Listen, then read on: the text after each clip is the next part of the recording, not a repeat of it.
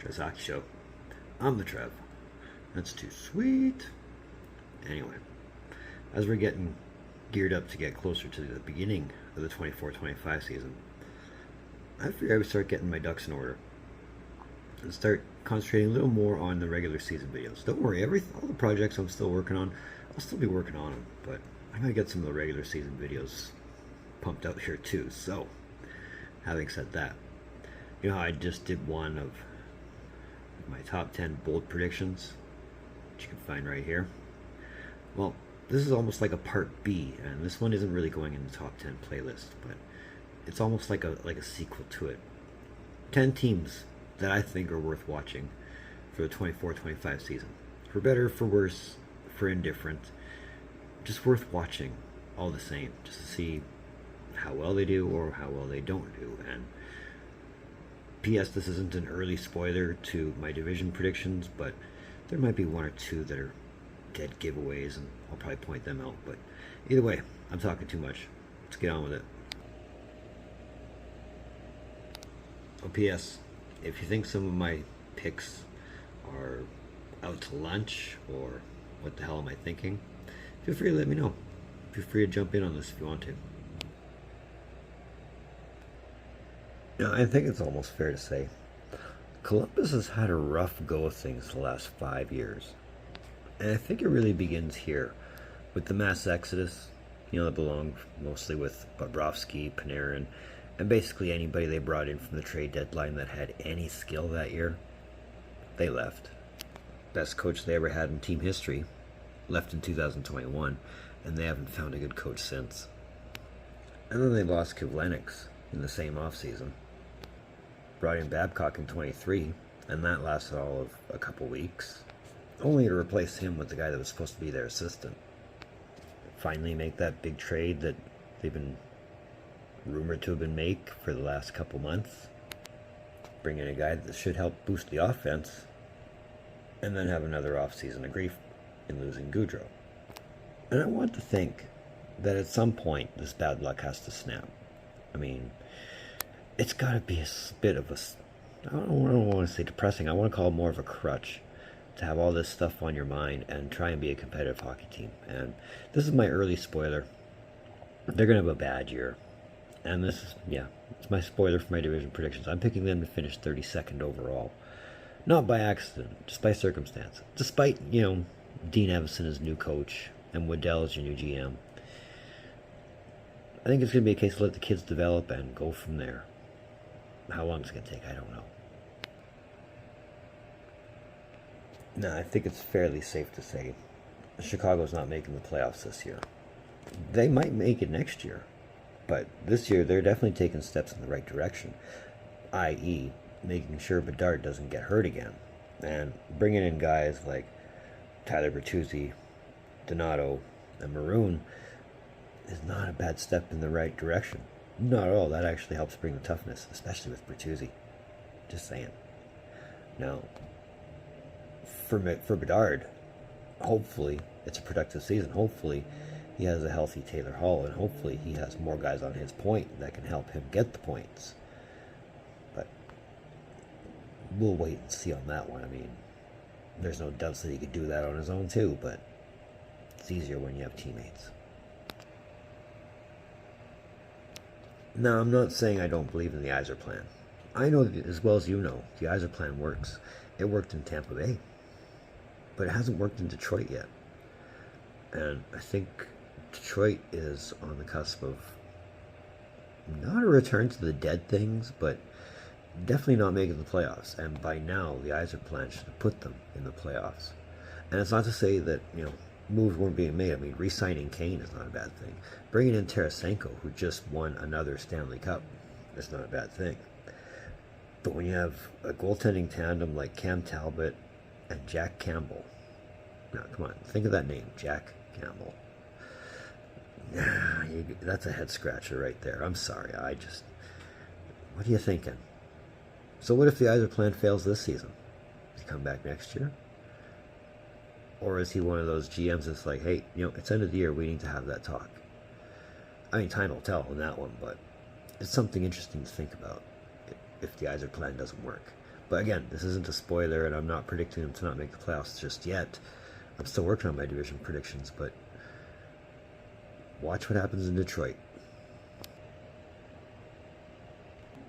Now, I don't know if it's fair to say if Tampa's championship window is closed or on the way to being closed, but trading away Sergachev and losing Steven Stamkos to free agency doesn't necessarily help keep your window open, unless you're of the belief that Stamkos is aging himself out, and losing him to free agency is not a bad thing.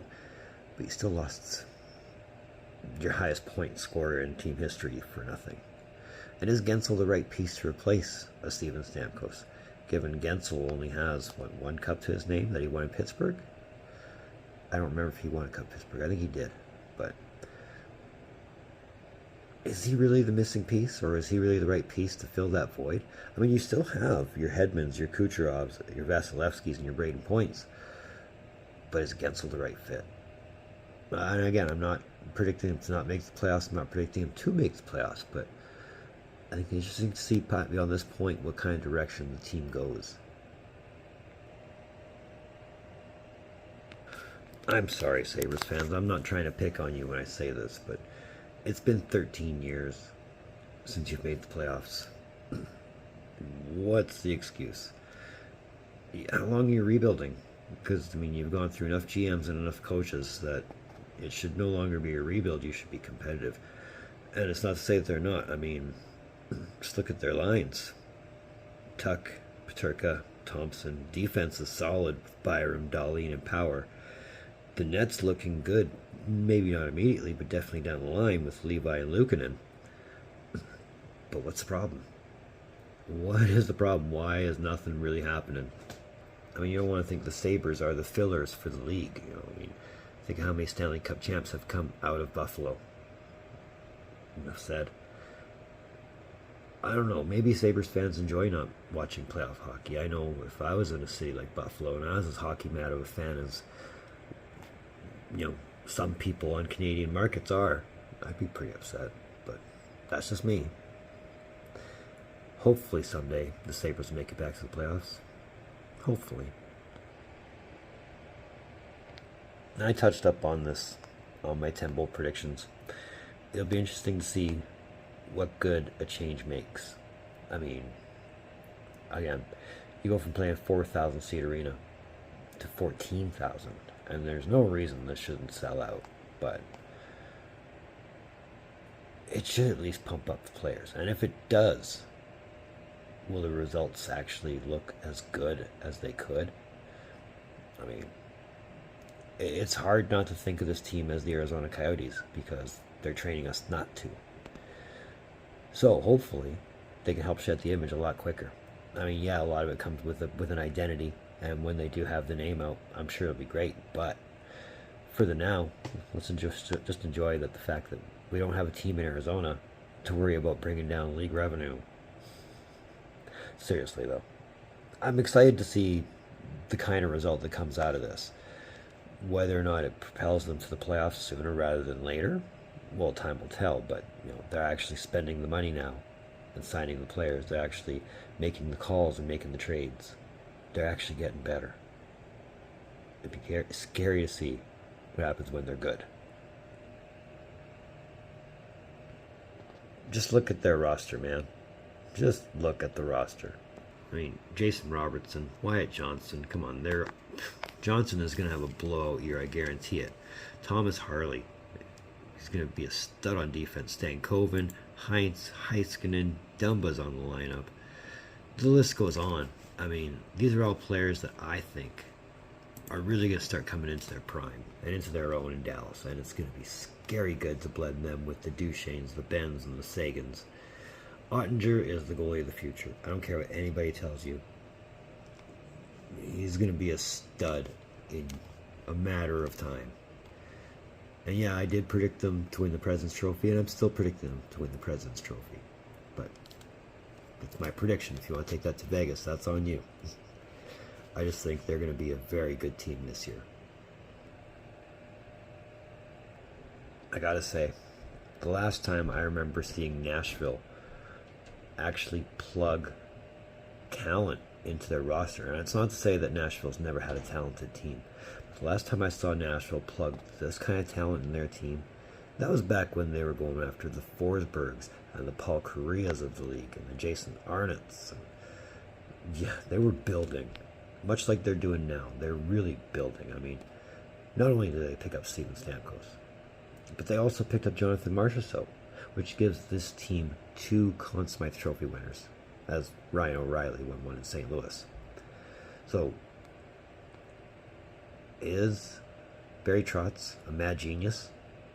Or is he actually putting together a very smart team? Either way, I mean, Nashville's going to be a solid team. Very competitive, I guarantee it. It'll be fun to watch. And if, Stamkos can translate to a Western Conference style of game, oh my goodness. The results will be scary. Watch them. I mean, of course we have to talk about the Stanley Cup champs. I mean, they learned how to lose 2 years ago. Well, 3 if you count the President's Trophy. Then lost to Vegas in the Stanley Cup Final.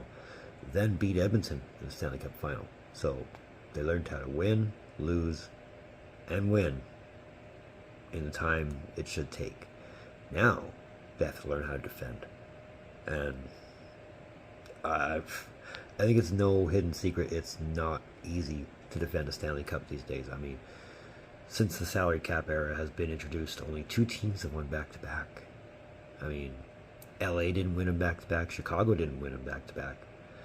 Pittsburgh and Tampa are the only 2 teams. And that should say enough. I mean, yeah, it might be easy for a team to get back to the Cup. But to win it twice in a row, yeah, it's hard to keep a team together like that anymore. Speaking of, Panthers were no strangers to losing players in free agency. Goes without saying. But it shouldn't be enough to hurt them. I mean, if anything, the Panthers have taught us they're resilient at trade deadline, and they will go out and pick up a guy if they think it helps the team. I mean, they traded for Claude Giroux. Enough said. So, can they defend it? I mean, being the defending Cup champs now, you kind of have to say yeah.